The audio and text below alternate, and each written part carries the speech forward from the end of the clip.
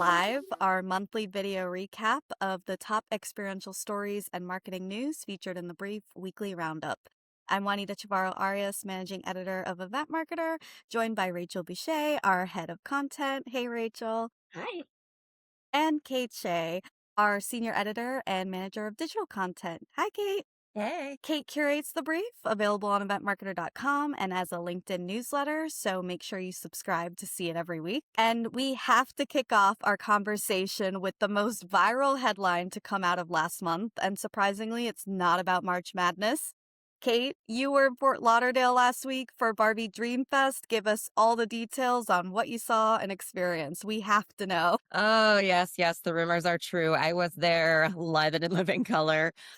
So yeah, it's Barbie Dream Fest. It was in Fort Lauderdale, and whatever chaos you saw online is accurate. So I will preface this by saying, I covered the red carpet event for the Barbie movie a few years back, and it was so polished and so experiential. There was like a working slide in the Barbie dream house, just really incredible. And that was just a red carpet event, right? So I'm thinking this is going to be the most legit fan convention. It's going to be out of this world. So flash forward to me arriving at Dreamfest. There is no signage outside the convention center. I walk in and there's a woman that's like, hey, she's on like the second floor above me. Hey, there's Reg down the way.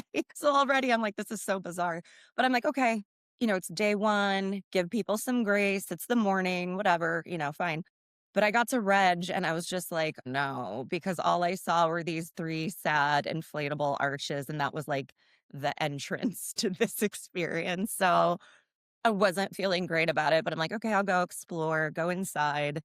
And it was just so sad, you guys. It was, I wanted to give them some grace, but there were just so many things wrong. Like it went viral for a reason. You know what I mean? So, um, here's a little nugget, and this is a little insider thing that I just received yesterday. So I'll tell you the background. I was working with a PR agency last fall on Barbie Dream Fest and me attending.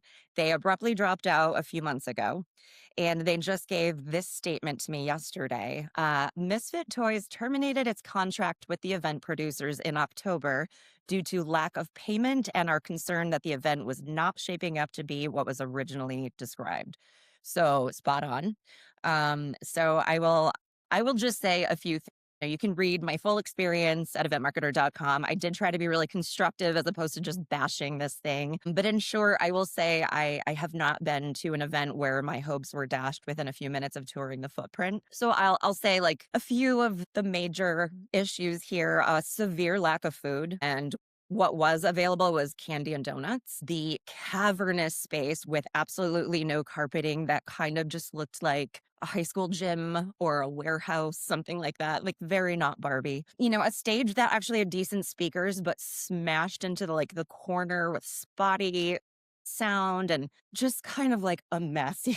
It's just a mess. And then I would say the biggest disappointment was just kind of the blatant dishonesty about what these activations would be. So my favorite, or, maybe the worst one, I should say, was these disco themed roller rink, which was not for all ages as billed. It was for very small children. Also not a rink. It was the convention center floor with a little gate around it. And I literally just kept watching kids faceplant and destroy their knees on the concrete floor. It was just, I couldn't believe it was happening. And so, end of the day, this is a tough business. Fans are tough. But I mean, I can think of a lot of people who single-handedly could have turned this thing around if they had been involved. So I really feel like this was a big miss. And it's kind of unfortunate for Mattel. Their name's on it, but they let the licensee run with it. And unfortunately, it didn't work out. But in conclusion, I will say that of the sad swag bag we received at the beginning of the event, favorite is this bizarre hand sanitizer that does not smell like Barbie. That is all I have. Oh, Barbie, we wanted to go party. So sad. Yeah, We always it's say that, the scale of the experience has to map to the scale of the campaign or the property in this case, a property that has multi-generational, passionate fan base. And so you have a responsibility if you are licensing this name to that. And then you have a responsibility to your attendees and what you are marketing the event to be. So, I mean, the lessons are there, and we do know people who could have done this well. A lot of them. Juanita, what were your reactions? Oh my gosh, I was following along on Instagram, our event marketer Instagram, and I was just like, this cannot be it. Surely Kate's like getting to what the main experience is, but that was the main experience, and it just made me sad. Like, look, I'm wearing pink right now. I love pink. I love Barbie, and it just was so disappointing. I was upset that I was missing the event. Major FOMO to not get the opportunity to go to Fort Lauderdale for that weekend. And to be honest, the 3-day pass is, do I need a 3-day pass? And it's just the people who actually purchased that and then got there and did everything in, I don't know, 30 minutes, an hour. I would like to tell all of our followers on Instagram that I was trying really hard to make it look nice at first and crop it and use nice filters. I was like, maybe it's going to get better, and it got worse. And I hope I did not dupe anyone. I was not trying to tell you this was the event of the century. For sure. What a get. And I mean, you didn't even know that it was going to go that viral.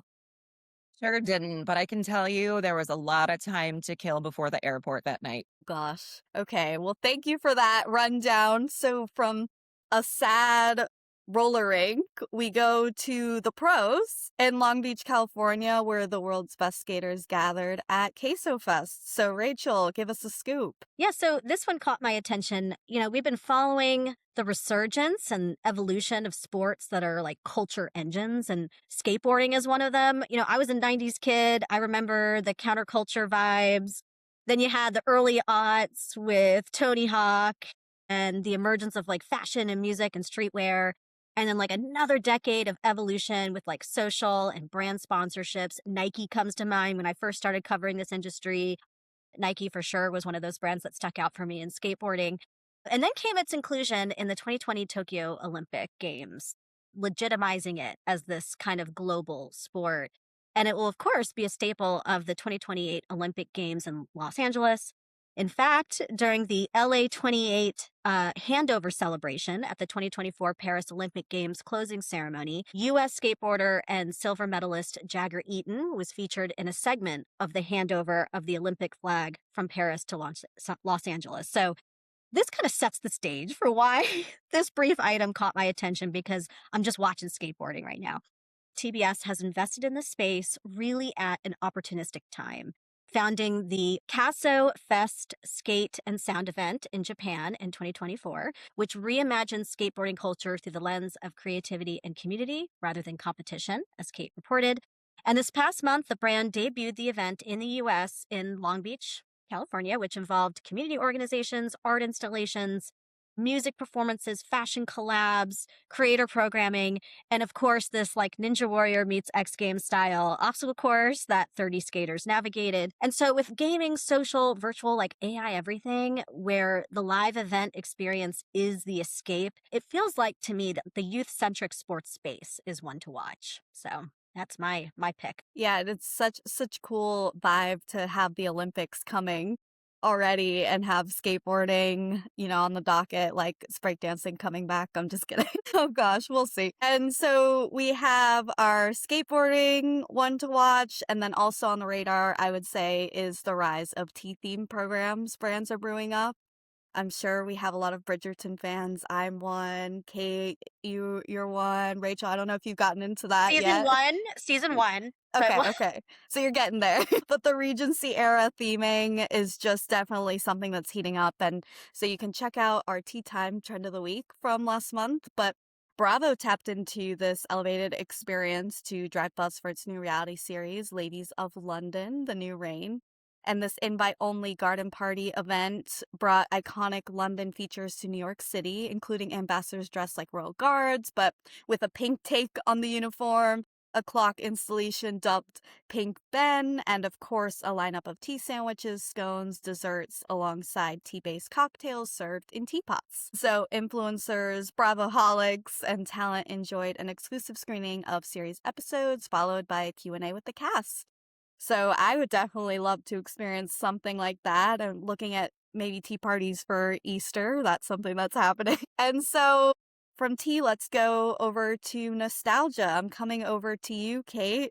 Y2K is showing no signs of stopping. It's really just continues to pop off. It surely does. Fueled by Gen Z and their kind of obsession with Y2K fashion and culture.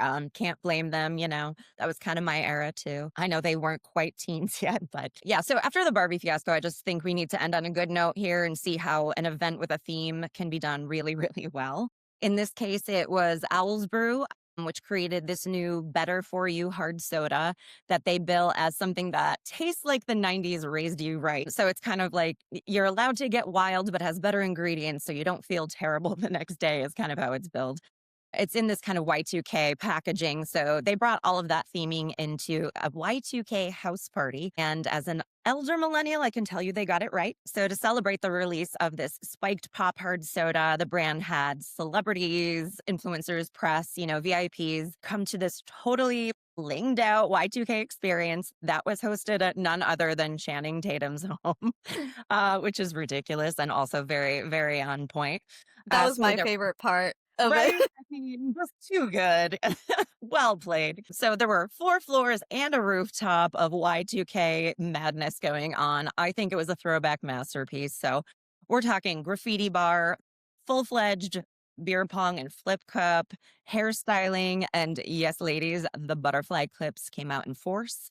And then food and beverages that, kind of were also old school favorites, including Hubba Bubba gum, which I completely forgot existed. So that kind of blew my mind. I think the best part, though, was this totally meticulously styled Y2K era bedroom scene. So it kind of looked like a snapshot from my teen years. And I was, kind of going down memory lane there. So there was blow up furniture. Shout out to my mom who let me get a blow up chair when I was a kid. And she thought it was really tacky, but let me have it. There were also mixed CDs, landlines, Game Boys, Magic 8 balls, all of the things you can think of from that era, and perfectly chosen posters of things like Clueless and the Spice Girls. So for me, this is an example of a brand that took on a theme and actually really committed and delivered.